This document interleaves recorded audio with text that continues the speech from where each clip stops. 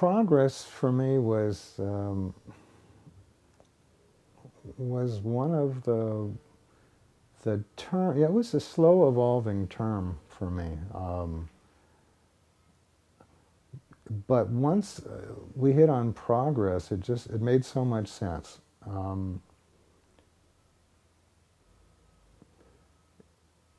As you grow up, right, you move away from, am I there yet, to am I getting there, and that's the notion of progress. I mean, in the early days of this work, you helped me see the spiritual content of this model.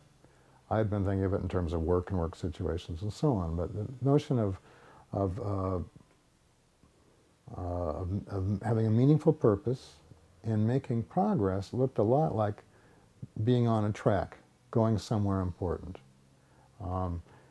And so that's part of that progress notion. And I'm very, very attached to that word anymore. I'm aware, for example, in my own behavior, most of the tasks I take on have long cycles. When I wrote that book, it probably took 2 years, maybe longer than that if you consider the planning and so on. So making daily progress, finishing chapters, so on, was what kept me going. And one of the interesting things about progress, too, is that it doesn't stop necessarily when the task is completed.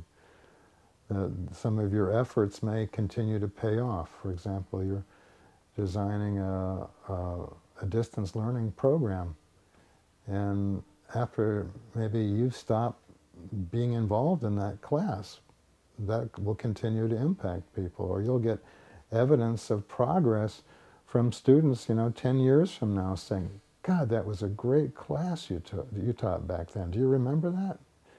Yeah. And those are some of the kind of heartwarming rewards you keep getting for something, even after you've completed the task. Right? So people read the book, come back and talk to me about it. That's still an indication of progress for me.